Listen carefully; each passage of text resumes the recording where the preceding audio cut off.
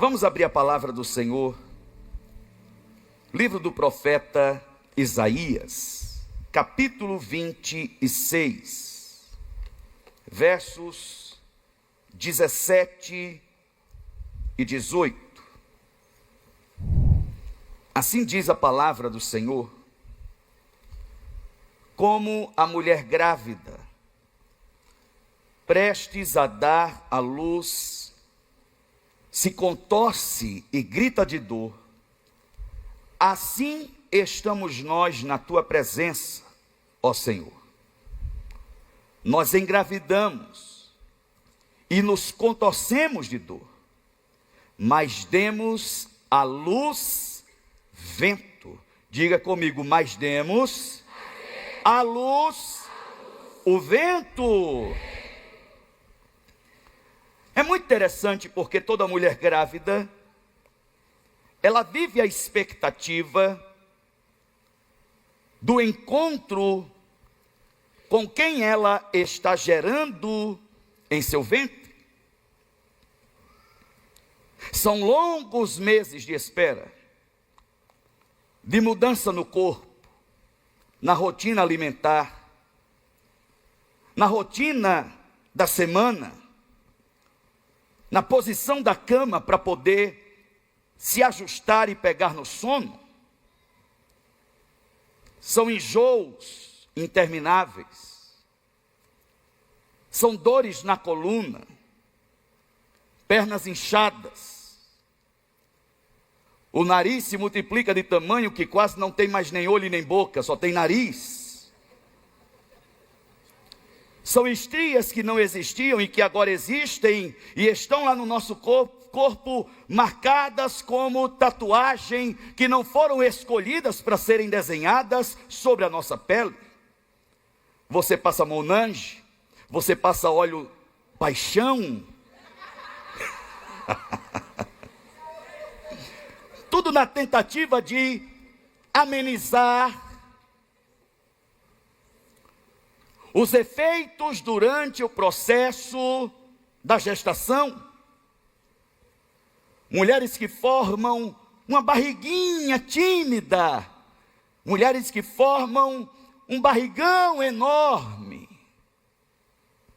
e que à medida que o tempo passa, as dores vão tomando uma outra proporção, o quarto vai sendo formado, arrumado, as roupas vão sendo lavadas, passadas, perfumadas, a mala da maternidade vai ficando pronta, e o kit da maternidade, meu Deus do céu, se não tiver um kit, é melhor que o menino nem nasça. Aquela caixinha que quando o povo chega em casa, a primeira coisa, se não joga fora, coloca no lugar que nunca mais aquilo vai ser visto nem utilizado.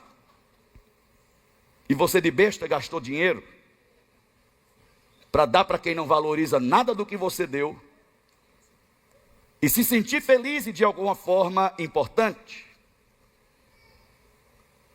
No 9º mês, se você dá à luz a alguém, é uma alegria muito grande. Mas a questão que o profeta nos apresenta é uma gravidez chamada de gravidez psicológica. Com certeza aqui em Taubaté você já ouviu a notícia da grávida de Taubaté. Ela só gerou vento de fato. Mas com certeza, se você nunca ouviu falar que uma mulher teve uma gravidez psicológica, você já ouviu dizer que uma cachorrinha, um pet, já passou pelo processo de uma gravidez psicológica. Na nossa casa, a Dior, nós temos um casal de Goldens, o Thor, um cachorro pagão, com o nome pagão, mas é meu cachorro e você não tem nada a ver com isso, e é capaz dele ir para o céu dos cachorros e você ir para o inferno dos crentes.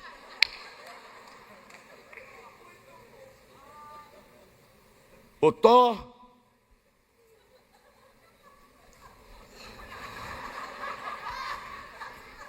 Ele é um cachorro que tem problemas emocionais, a começar pelo seu nome. Não somente problemas emocionais, mas acredito que espirituais também. De tanta maldição que já lançaram sobre ele virtualmente. O Thor, ele é um cachorro antissocial. A gente acredita, pastora Tati, que ele tem algum grau de autismo. Ele não quer saber de ninguém. Se você chegar na nossa casa, ele vai sair correndo para a casinha. Se ele vê a Vanessa, então, ele quer desaparecer. A Dior já é sociável demais. E o meu desejo é que o Thor desse uma ministrada na vida da Dior. Desse um pega bem dado, para que filhotinhos nascessem.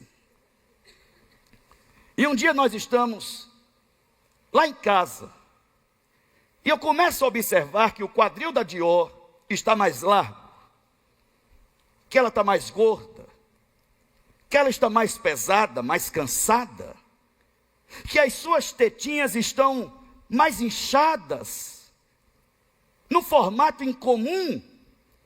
E eu falando com as meninas que cuidam da casa, será que a Dior está grávida? Quanto é o tempo da gravidez de um cachorro? Procura. E ela, seu Bruno, o senhor me dá um. E a outra, seu Bruno, o senhor me dá um. E toda semana eu mandava, e aí? E aí? E aí? E aí?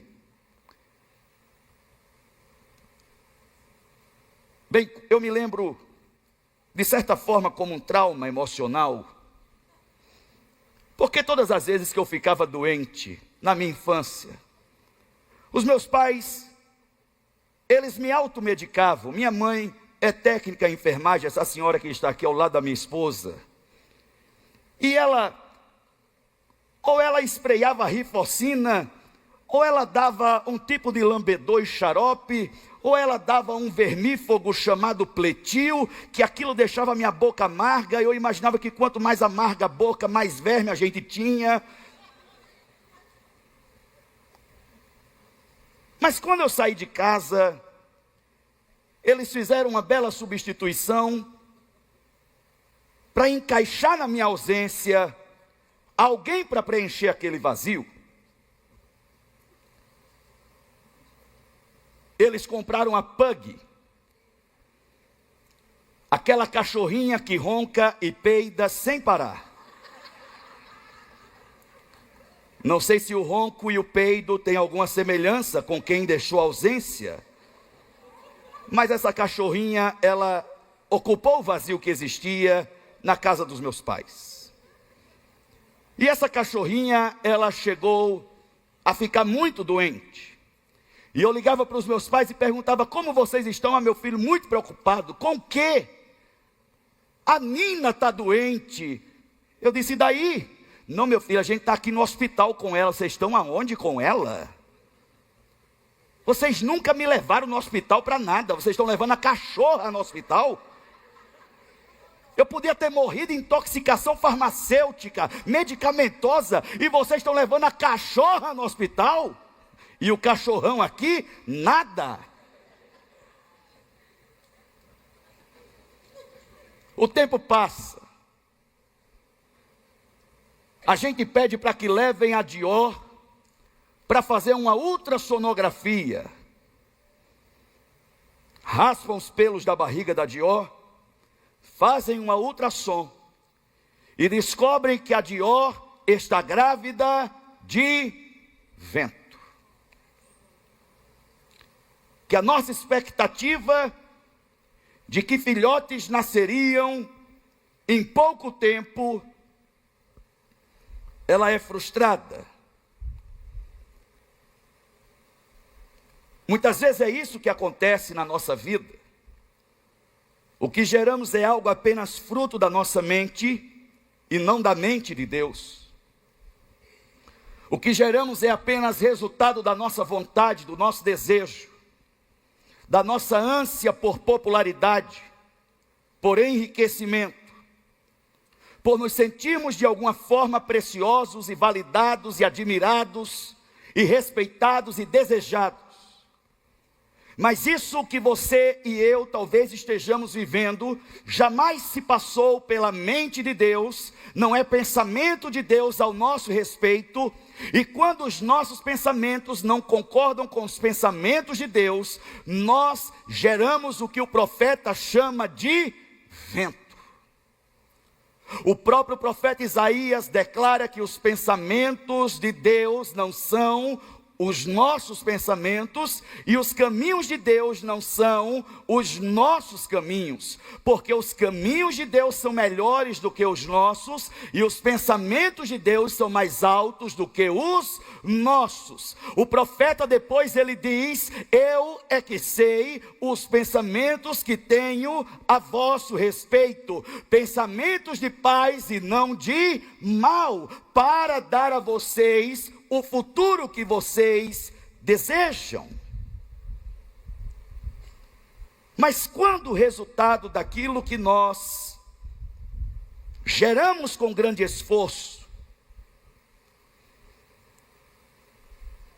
que nos faz passar por dores indizíveis, que faz com que nós passemos por processos inúteis,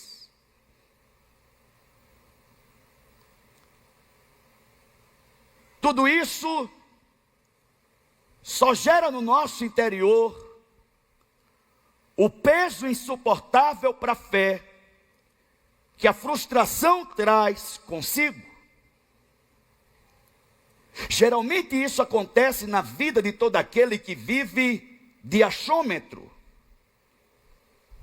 na vida de todo aquele que, por não conhecer a palavra de Deus e viver em busca de uma palavra de um irmão ou de uma irmã aqui e acolá, isso faz você gerar aquilo que jamais se passou pela mente de Deus. Eu quero que nessa noite você levante a sua mão direita para o alto e diga: na minha mente só passará pensamentos que concordam com os pensamentos de Deus, em nome de Jesus. E você que crê nisso, diga amém. Agora, é lícito o desejo de gerarmos algo único, é lícito o desejo de crescermos, de expandirmos. Estamos no ano da colheita e queremos colher em alguma área da nossa vida, ou em algumas áreas da nossa vida, e tudo bem com isso. Houve um momento em que a comunidade dos profetas, pastoreada pelo profeta Eliseu, chega ao profeta, e eu quero que você vá comigo ao texto que está em 2 Reis, capítulo de número 6, quando diz que os membros da comunidade dos profetas chegam a Eliseu e dizem: como você vê, o lugar onde vivemos contigo é pequeno demais para nós. Vamos ao rio Jordão, onde cada um de nós poderá cortar um tronco para construirmos ali um lugar para morar. Eliseu disse: podem ir? Então um deles perguntou: não gostarias de ir com os teus servos? Sim, ele respondeu. Então Eliseu os acompanhou, foram ao Jordão e começaram a derrubar árvores. Quando um deles estava cortando um tronco, o ferro do machado caiu na água e ele gritou: ah, meu senhor, era emprestado. O homem de Deus perguntou: onde caiu? Diga comigo bem forte, bem bonito, diga: onde caiu? Quando o homem lhe mostrou o lugar, Eliseu cortou um galho e o jogou ali, fazendo o ferro flutuar, e disse: pegue-o. O homem esticou o braço e o pegou. Existe a percepção da comunidade de um problema positivo. Nós, quando estávamos no nosso espaço anterior, antes de virmos para esse espaço, não se preocupe, eu vou passar a pastorear com machado ao invés de cajado a partir de hoje. quando estávamos no prédio anterior a esse, as pessoas vinham de todos os lugares. O espaço cabia 350, 400 pessoas, e chegávamos a colocar, não sei como, e não me pergunte que eu não saberei responder, cerca de 600 pessoas naquele lugar. As puríssimas viravam derretidas, porque o ar-condicionado também não dava conta, quando tinha encontro das mulheres. E os cultos de domingo ficavam pessoas, como estamos ficando no culto pela manhã, até o café e do lado de fora. As pessoas que estavam chegando para o culto, elas passavam com seu carro primeiro pela frente da igreja, para enxergar em que condição a igreja estava, e muitas dessas pessoas passavam direto, voltavam para as suas casas, ou iam cultuar em outras igrejas, porque já não tínhamos mais espaço para comportar tantas pessoas que chegavam àquele lugar para cultuar ao Senhor junto conosco, e nós louvamos ao Senhor por aquele problema que surgiu, porque era um bom problema, era um problema positivo. Você já agradeceu a Deus pelos problemas positivos que acontecem na sua vida? Se você tem um IPVA para pagar, é porque você tem um carro, você já agradeceu a Deus por isso. Se você tem material escolar para comprar para o seu filho e para a sua filha, é porque você tem filho, é porque você tem filha, e um dia você orou pedindo a Deus para ter um filho ou para ter uma filha, e Deus respondeu a sua oração. Você já agradeceu a Deus pelos impostos que você como empresário tem para pagar, porque se você tem imposto para pagar, é porque você tem feito negócio, é porque você tem a sua própria empresa, é porque você começou a empreender, e houve um dia que você pediu uma oportunidade para Deus, e essa oportunidade chegou, e você está avançando, e está crescendo, e está expandindo, e está prosperando. Então, ao invés de murmurar, continua louvando, continua adorando, continua bendizendo, porque o Senhor está te conduzindo nesse caminho. Nós precisamos entender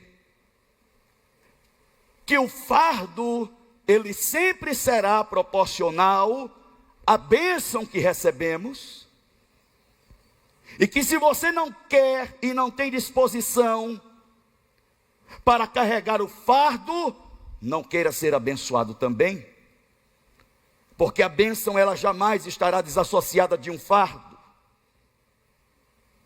É porque colocaram olho gordo em mim.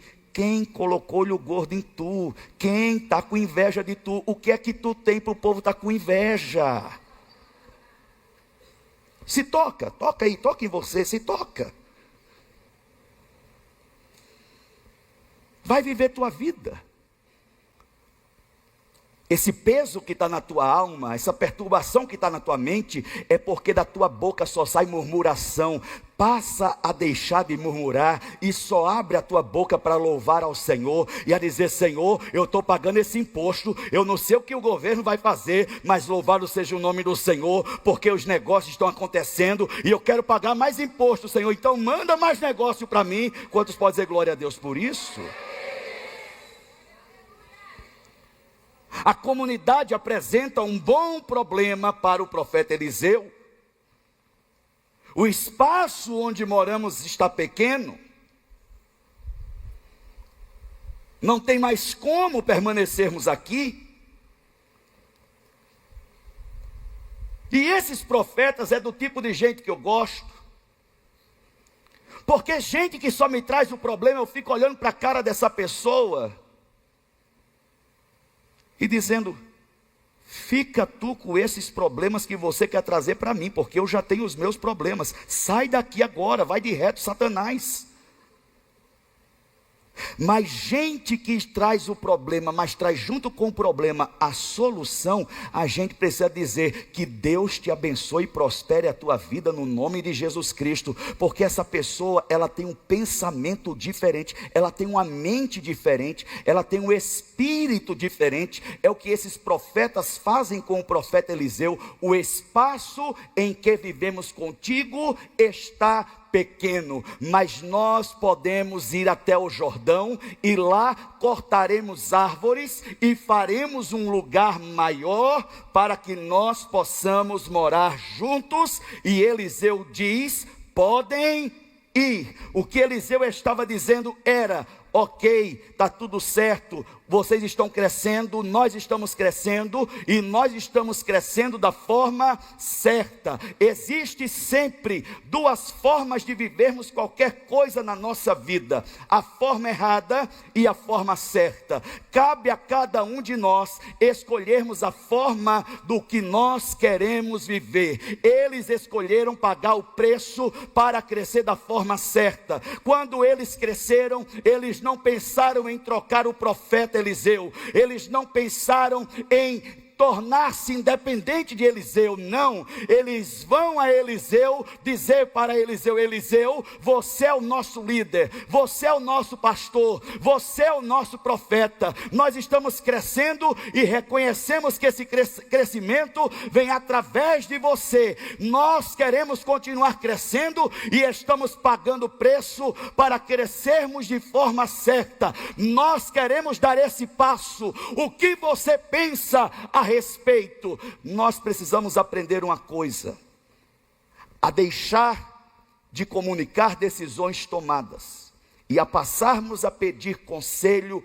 antes de tomarmos as decisões importantes da nossa vida. Porque você comunicar depois da decisão já tomada, para alívio de consciência, num ato de compartilhamento de responsabilidade, não vai resolver de nada. Você já decidiu, você já escolheu, você já se posicionou a respeito, agora a responsabilidade é completamente sua. Esses profetas, antes deles fazerem qualquer coisa, eles vão buscar conselho com quem pode lhes aconselhar. Tenha sempre perto de você alguém que será boca de Deus sobre a sua vida. Se você tem um pastor, uma pastora, não se distancie dessa pessoa, porque essa pessoa vai servir de guarda-reio, vai servir de proteção, não de impedimento, não de alguém que vai te controlar, não de alguém que vai te manipular, mas alguém que vai te ajudar a se conduzir em meio às diversas situações da vida, para que você não erre o alvo, para que você não saia do propósito e para que você não comprometa aquilo que o Senhor decidiu fazer na tua história. O que Deus tem para a tua vida é grande, o que Deus tem para a tua vida é poderoso, o que Deus tem para você nem olho viu, nem ouvido ouviu, nem passou pelo coração do homem, mas você precisa aprender a crescer da forma certa. Eles dizem: nós estamos crescendo. E me parece que eles tomam cuidado com o espírito que o crescimento sempre traz consigo. Eu não sei quantos aqui são pais e mães, mas uma coisa é quando nós temos o nosso filho numa condição de braço, vai para onde a gente quer, depende da gente para tudo, e de alguma forma nos sentimos donos deles. Mas à medida que o tempo passa, esse bebê vai tomando uma outra forma, porque ele vai crescendo, seu corpo vai desenvolvendo, ele vai conhecendo outras coisas, outras pessoas, vivendo outras situações, tendo os seus próprios desejos, as suas próprias vontades. Menino de 5 anos hoje já quer decidir o que vai vestir, o que vai calçar. A minha mãe dizia: vai vestir o que eu quero, vai calçado com o que eu quero. Quando você estiver na sua casa, pagar suas contas, você veste o que você quiser. Eu dizia: Senhor, quando é que isso vai acontecer no nome de Jesus?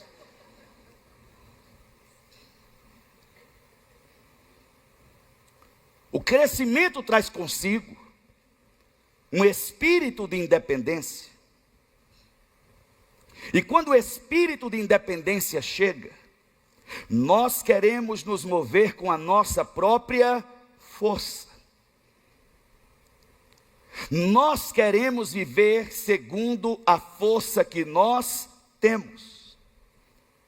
O dinheiro é nosso, então fazemos o que queremos. O carro é nosso, então vamos para onde queremos. A casa é nossa, então fazemos o que queremos. Sou eu que compro a roupa, então eu compro a roupa que eu quero. Eu vou vivendo segundo o meu próprio poder, a minha própria força, o meu próprio governo. Eu vou fazendo a obra de Deus do jeito que eu quero. Eu vou fazendo o meu trabalho da forma como eu quero. Eu vou lidando com os meus estudos da forma como eu quero. Mas eu quero que você entenda algo nessa noite. Existe um limite para a tua força, mas para o poder de Deus não há limite. Não há nada que se oponha ao poder de Deus. E uma pessoa que entende isso e decide viver revestido pelo poder de Deus, essa pessoa não encontra limites para impedi-lo de crescer e de avançar. E nessa noite eu estou diante de homens e de mulheres que estão decididos a viverem revestidos pelo poder do Espírito Santo de Deus. Porque todas as vezes que você passou a viver segundo a sua própria força, a fazer as coisas porque você podia fazer, você só gerou vento. Um dia eu ouvi um conselho do meu cunhado, ele disse: nunca faça só porque você pode fazer. Vamos repetir? Diga: eu não posso fazer só porque eu posso fazer. Porque às vezes, é nessa sensação de poder fazer, que você perde tempo, perde recurso e compromete aquilo que não deve ser comprometido. Quando estão entendendo isso, digam amém. Mas esse espírito de independência não chegou perto desses profetas. Mas no meio desses profetas tinha um profeta com um machado. E esse profeta era daquele profeta animado. O espírito da independência não chega perto desses profetas, e isso é tão provado no texto, que um deles se volta para Eliseu e diz: você não quer ir conosco? E Eliseu diz: sim, eu quero. Isso acontece entre uma conversa entre Deus e Moisés. O Senhor chama Moisés para conversar com ele e diz: Moisés, é o seguinte, eu prometi a terra, eu vou dar a terra mana leite e mel, ela é muito boa, vocês vão viver uma vida maravilhosa, eu vou enviar um anjo junto com vocês, só que tem um detalhe, eu não irei com vocês. Moisés bate o pé e ele disse: se o Senhor não for, eu não quero terra, eu não quero anjo, eu não quero colheita, eu não quero nada, porque a tua presença é a garantia de tudo, é a resposta de tudo, e é melhor do que qualquer outra coisa. Quantos estão aqui e preferem a presença de Deus do que qualquer outra coisa? Levante a sua mão e glorifique e exalte a presença dele, exalte a presença daquele que traz sentido e razão, a presença daquele que te dá propósito e alegria para viver, a presença daquele que traz esperança para o teu coração em meio aos processos dolorosos da tua vida. Exalte a presença daquele que te garante, daquele que te promete, mas a promessa não é melhor do que a sua presença. A presença dele é melhor do que qualquer promessa.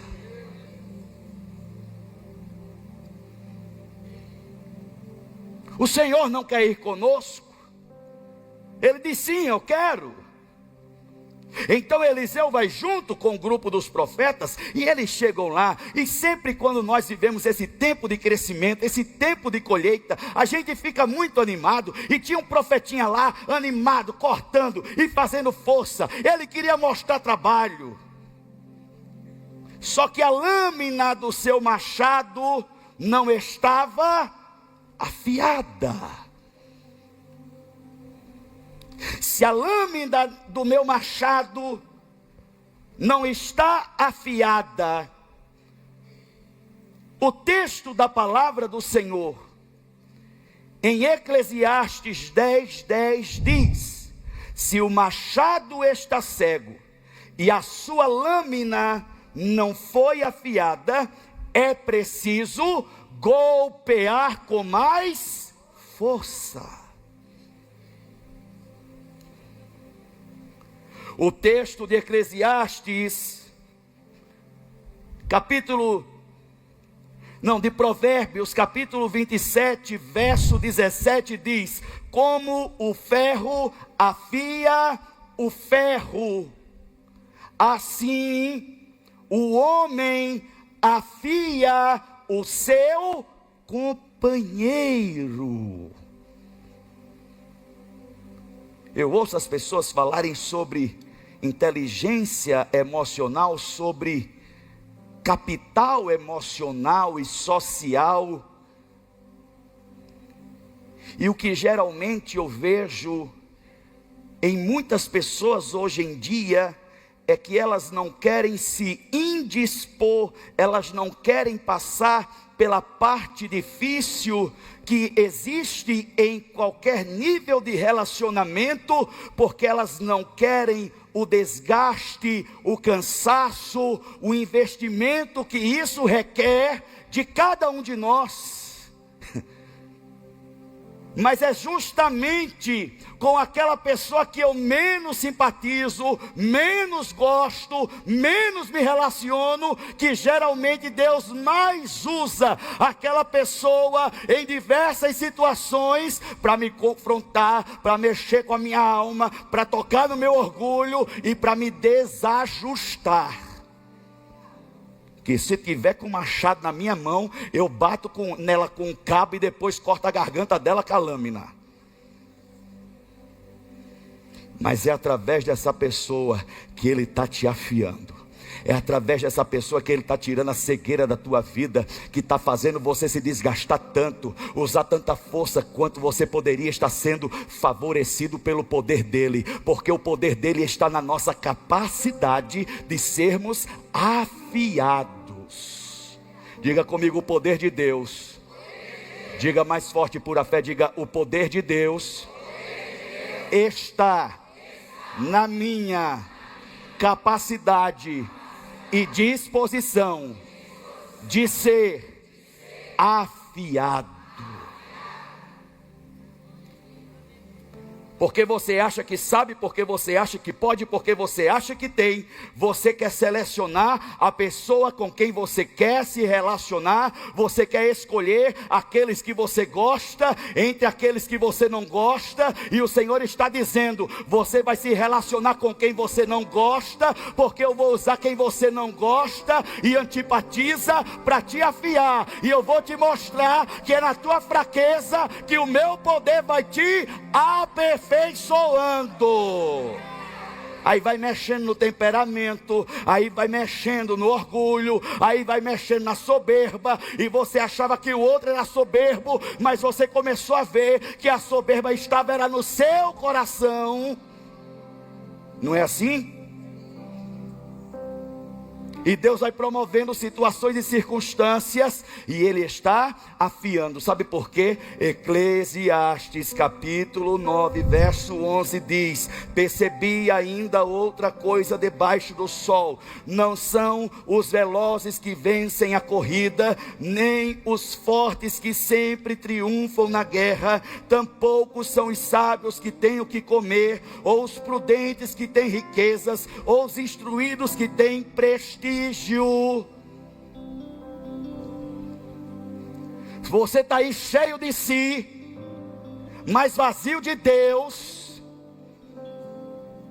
Você está cheio da sua força, cheio da sua vitalidade, mas sem poder nenhum do Espírito de Deus. Era melhor você nunca ter conhecido o Senhor. Porque quem conhece o Senhor não pode abrir mão de viver sem o poder de Deus na sua vida. Permaneçam, fiquem em Jerusalém, até que do alto vocês sejam revestidos de poder. Um homem de Deus e uma mulher de Deus não vive baseado na sua própria força. Um homem de Deus e uma mulher de Deus não vive baseado na força da sua carne, mas ele está submetido no poder de Deus, no poder do Espírito de Deus, e o Espírito de Deus está afiando a tua lâmina, porque quanto mais a lâmina é afiada, menos força eu preciso fazer, porque o poder dele vai me aperfeiçoando. No que eu sou fraco, ele vai me aperfeiçoando. Eu não chego no meu limite para conhecer o verdadeiro significado de fracasso, porque quando a minha força acaba, o poder dele se manifesta para a glória do seu nome. Quantos estão entendendo? Digam amém. Aleluia. Aleluia. Aleluia. Aleluia. Aleluia. Oh, aleluia. Porque eu percebo uma medida do poder dele sendo derramada nessa noite sobre a vida de homens e mulheres aqui nesse lugar. A palavra está entrando no coração, penetrando na alma. Algo está acontecendo aqui nessa noite. Aleluia! Porque o diabo, ele não vai lutar contra você para tirar de você a sua arma.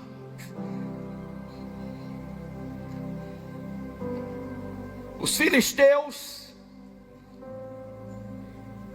o que eles fizeram foi: não deixaremos que Israel tenha ferreiros. Só quem tinha espada e lança naqueles dias para a batalha era o rei Saul e seu filho Jonatas.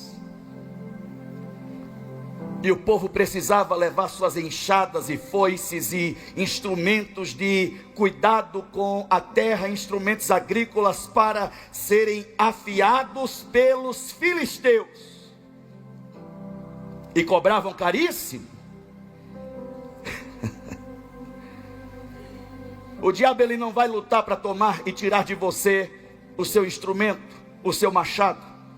Ele só vai querer que o seu machado fique cego.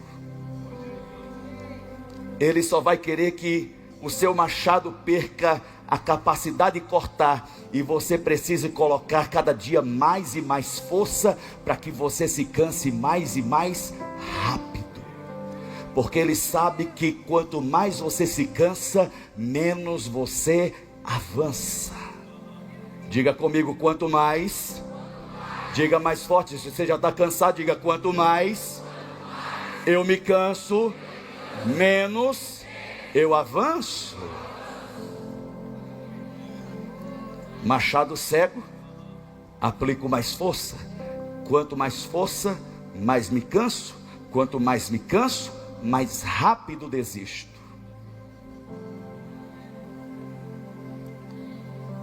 Afia teu machado na oração. Afia teu machado na palavra. Afia o teu machado no jejum. Afia o teu machado servindo. Afia o teu machado na humildade. Afia o teu machado no louvor, na adoração. Afia o teu machado suportando, tendo paz com todos. Afia o teu machado amando a todos. Afia o teu machado se humilhando e se colocando debaixo da poderosa mão de Deus, e não lutando com a sua própria força. O profeta estava numa força. Quanto mais força ele fazia, mais frouxa ficava a madeira, o cabo do machado. Quando ele vira o machado para golpear de novo, a lâmina sai do cabo, afunda na água, e ele grita: ai meu Senhor, era emprestado. Sabe o que isso quer dizer? Que quando a gente tem um guia pastoral e espiritual por perto. No bom momento Ele está com a gente, e no mau momento Ele está com a gente. No começo eles chamam Eliseu e dizem: vamos conosco. No momento da crise, porque eles chamaram Eliseu, eles dizem: ai meu Senhor. E Eliseu pergunta: onde caiu? É interessante que mais tarde, numa das cartas às 7 igrejas do Apocalipse, o Senhor Jesus diz: onde caístes? E a pergunta que eu quero fazer ao teu coração nessa noite é: onde você caiu? Aponte para o Senhor hoje a área de queda na tua vida, que tirou de você a confiança no poder de Deus e colocou a sua confiança na sua própria força. Onde você caiu? Mas eu tenho uma palavra para você que caiu aqui nessa noite: que pode um justo cair até mesmo 7 vezes, mas de todas o Senhor o levantará.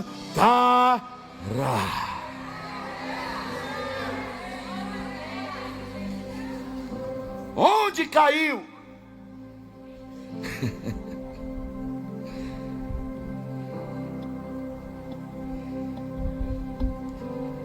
Eliseu é prático, porque ele não fica tentando. A lâmina caiu. Eliseu pergunta onde caiu. E Eliseu é um profeta prático. Eliseu não está interessado. Vamos fazer uma constelação para a gente saber onde é que começa isso, onde é que sai essa maldição, quem foi, em qual geração foi.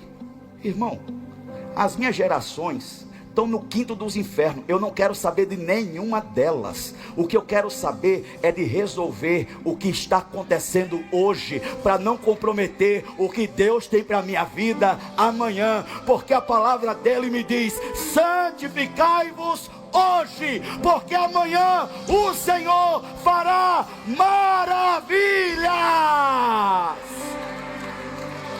Vamos fazer uma constelação. Que diabo de constelação? Vamos, se é para o Senhor, aplauda mais forte nessa noite.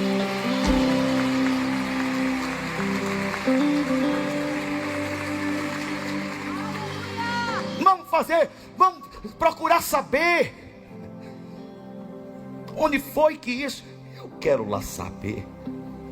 O que eu quero saber é que quando Jesus entrou na minha vida, uma nova vida começou.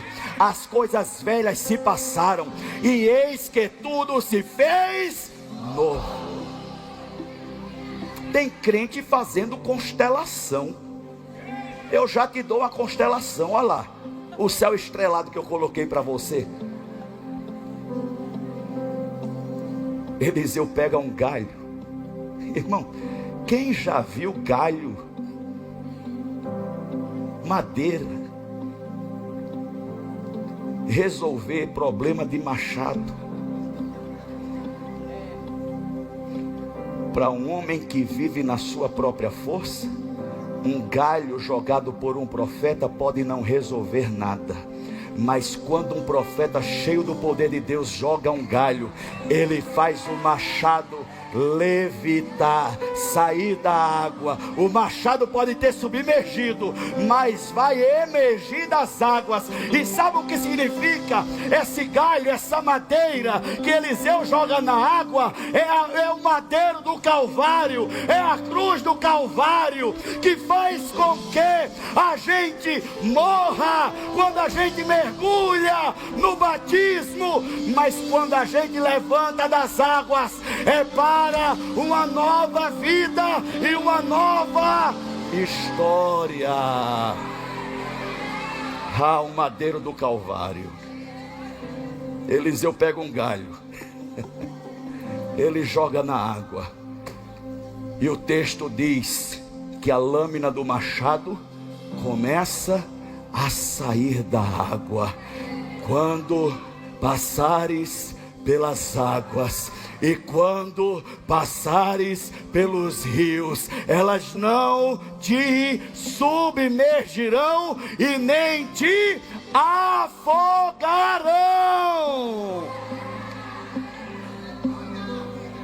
Porque não é por força e nem por violência, mas pelo meu Espírito, diz o Senhor. Se coloque de pé. Tudo que sou, eu entrego hoje aos pés do meu Senhor, pois eu sou teu e tu és meu,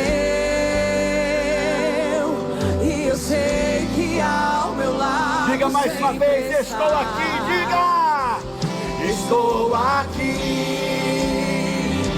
Tudo que sou, diga: eu entrego hoje aos pés do meu Senhor. Declare: pois eu sou teu, pois eu sou teu e tu és meu, e eu sei que ao meu lado sempre está. Feche seus olhos, coloque suas mãos no seu coração.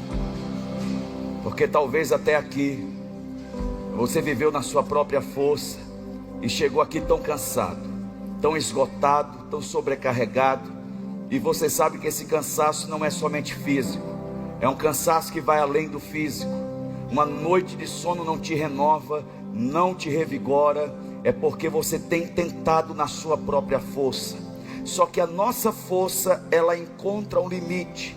E quando a nossa força encontra esse limite, é quando nós experimentamos o verdadeiro fracasso.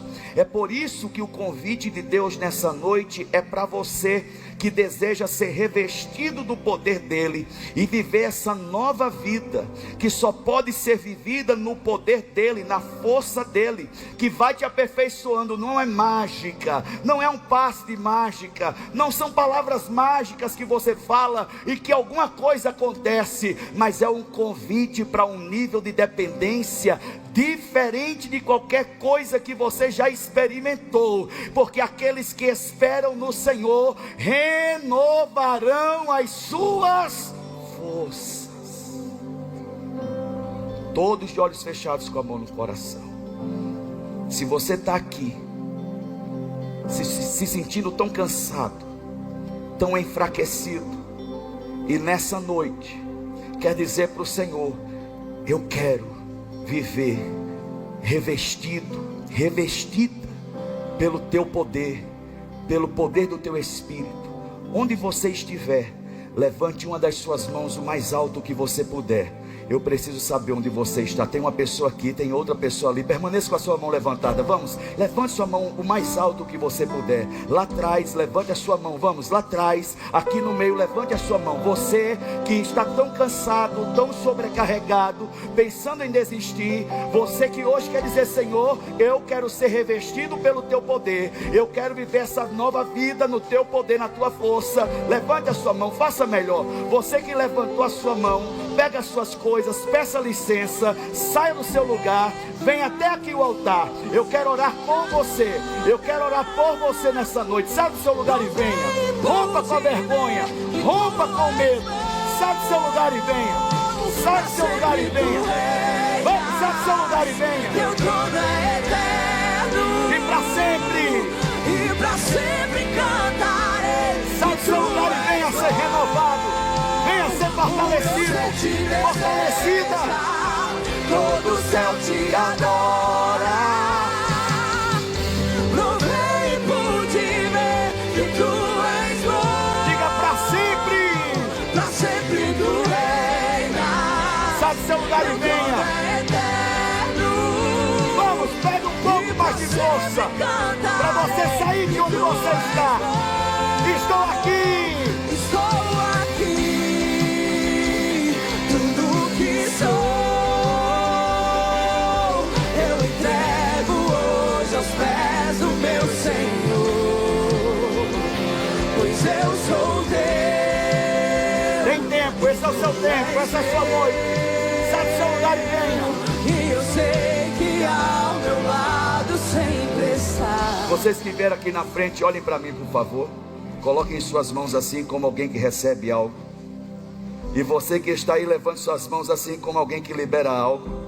Eu quero convidá-los e convidá-las a repetir essa oração junto comigo, com toda a força e com toda a fé do coração de vocês. E nós os ajudaremos a fazer isso, amém, queridos? Então digam comigo: Senhor Jesus, Senhor Jesus, nessa noite eu declaro e confesso que Tu és o meu Senhor e o meu Salvador. Perdoa os meus pecados, me lava com Teu sangue, escreve o meu nome no livro da vida. Hoje eu decido ser quem o Senhor quer que eu seja. Hoje eu escolho viver tudo o que o Senhor já tem preparado para mim, revestido do Teu poder, fortalecido no Teu poder, capacitado pelo Teu poder, habilitado pelo Teu poder. Hoje vai embora todo cansaço, toda tristeza, toda angústia, toda depressão, toda opressão, em nome de Jesus. Amém, amém e amém. Vamos aplaudi-los nessa noite. Isso é muito maravilhoso.